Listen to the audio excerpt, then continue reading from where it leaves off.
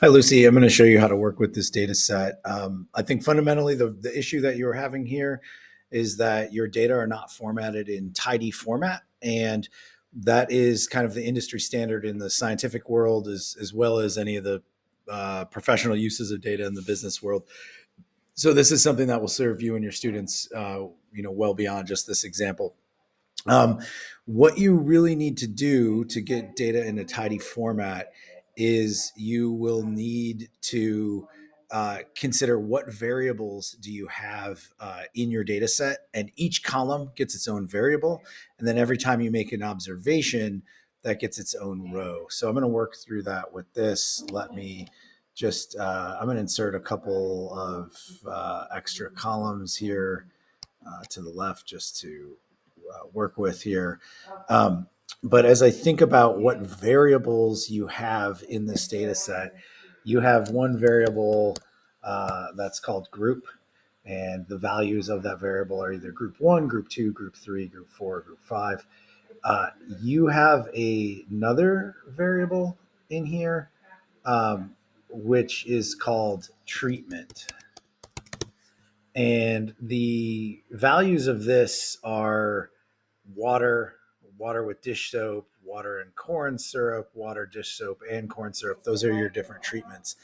And then you have another variable, which I'm not sure exactly what it is, but I'm just going to call it measurement. And its units are centimeters. And notice that I'm listing the units in the name of the variable. And of course, if this is like width or height or something, you can change the name of it, but I'm just going to call it measurement for right now. And then I'm going to go ahead and start putting this data into tidy format. Sometimes tidy format is called long format. And again, this is the universal way that anybody in the computer science world or the professional world is working with data. And I'll show you how to do this format. So I'm going to copy these, put this over here in group. And for treatment, my first one is going to be water. And I'm just going to drag that down for these 5 observations of water that I have. And then the measurements are here. And I'm going to take out those centimeters, but I'll do that at the end because this is a numeric variable, so we want it to only be numbers. We don't want any of those letters where you see CM. So I have we can quickly remove those with the spreadsheet. Okay, and now I'm going to go ahead and we have 3 other treatments to add the data for. So, and we have one group for each treatment. So I'm just going to go ahead and frame my data set like this. And because we have 20 observations in this data set, then we need 20 rows of data like you see here. Because remember, again, each variable gets its own column and each observation gets its own row. So I'm going to go ahead and the next treatment is water uh, with dish soap. I was abbreviating that, but I'll just give you water with dish soap. Okay. And we have 5 observations of that, one corresponding to each group. So it's like that. The values are these. So I'm just going to go ahead and paste those in there. Um, and then the next set here, I'm going to go ahead and grab these 5. And let me just highlight on these just to see. This is called water and corn syrup. And like that. And then again, I'll just quickly copy that down those so we can see that's water and corn syrup. The last one we have is water, dish soap, and corn syrup. So I got that, and then I will go ahead and drag that down as well go ahead and make this column a little wider so I can look at that. And then I'll take the values from here and I'll put those in here. So I've got all my data. I'm going to delete these other rows now. We don't need these anymore. And I've deleted those columns. Okay, so now we have our data in tidy format. And we can quickly look at the spreadsheet. And even if we didn't do this experiment, I can say, okay, what variables did we collect? Well, we collected a variable called group. We collected data for a variable called treatment. We collected data for a variable called measurement.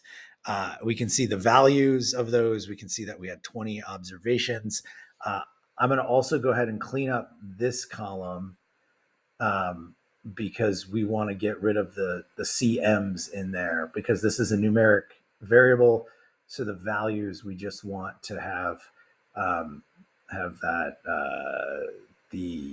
just the numbers only in here. And to do this, I just hit a Command F to get the find, and I'm gonna do an advanced.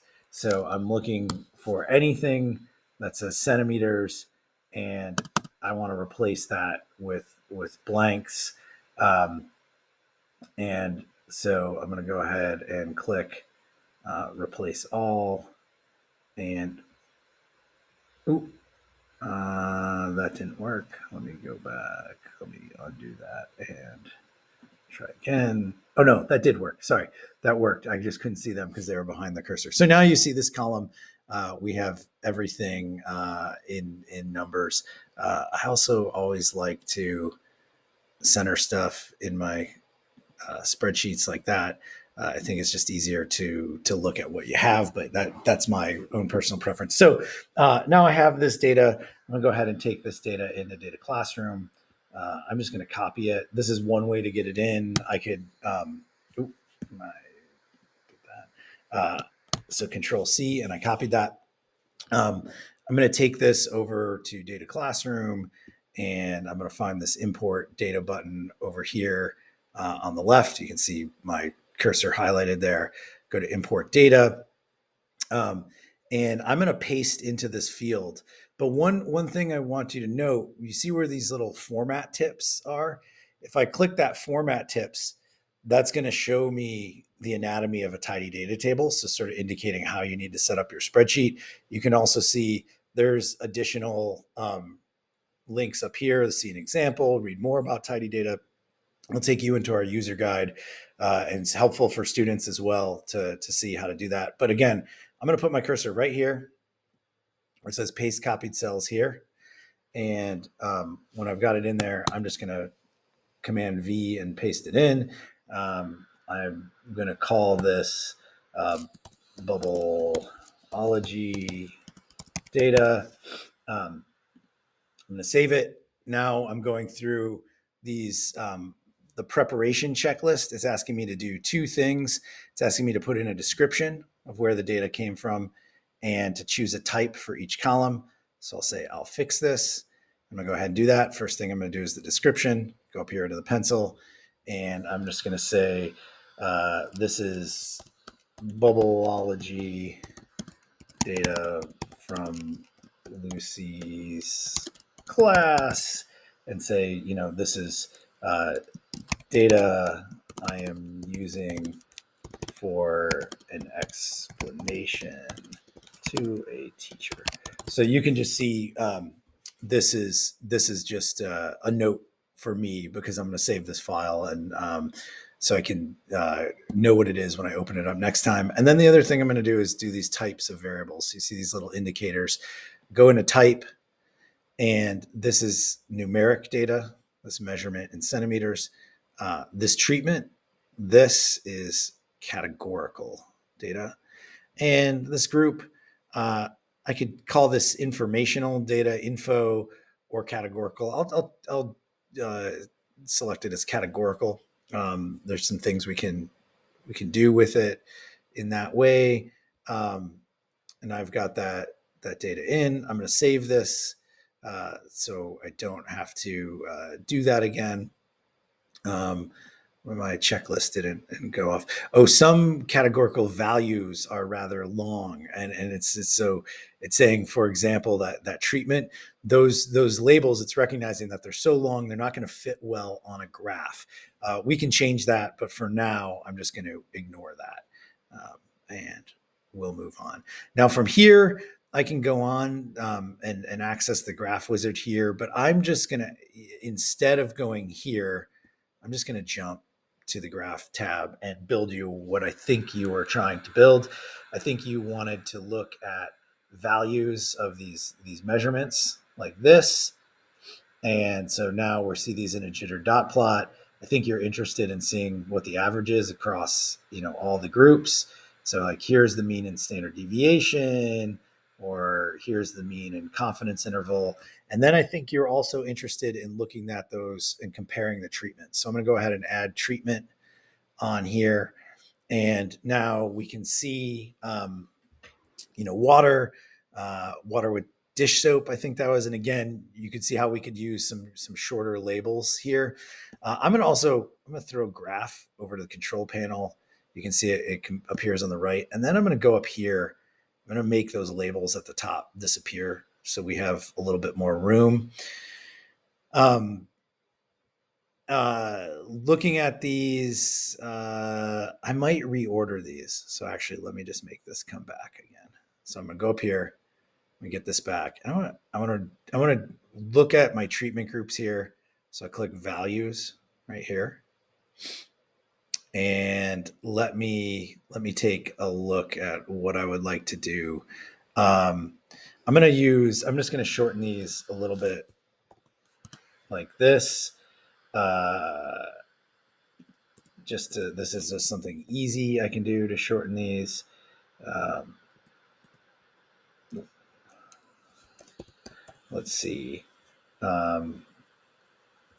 can even make that an abbreviation. Let's see, water, dish soap. Uh, what if I just take out the word dish and we do like water, soap, and maybe we'll just change that to syrup. This will fit a little bit better on there. So let me take a look at how this fits. That still isn't fitting really great on there. I'll leave it up to you to think about some things that will fit on there. Another thing I can do is I can make that font a little bit smaller. So I'm going to go into the graph menu, and I'm going to um, go down here to look at general, and I'm going to go to the axis marker size. And so this is the things like the treatments: water, dish soap, water, corn syrup, dish soap, etc.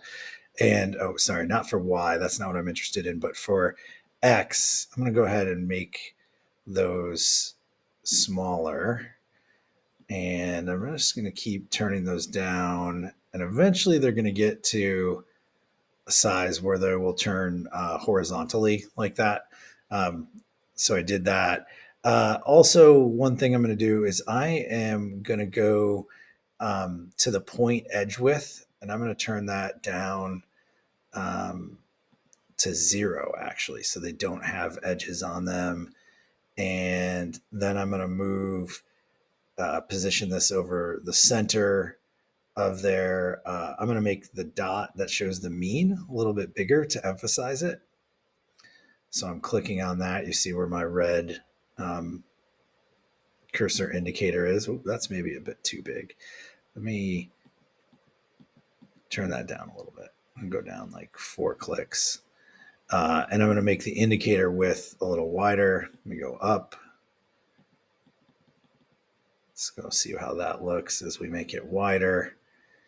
And then one last thing that I might do after I make that a little bit wider is I might go up and I might just make the points a little bit smaller. So I'm going to turn that down a few clicks. Sorry, I've got a little lag going with the recording on, but we'll make that a little smaller. Yeah, and there we have a good sort of visual where we can compare the different treatments and looking at what that value of centimeters is across the 4 treatments. So hope you found that helpful. Let us know if you have any more questions at all. Have a great start to your school year.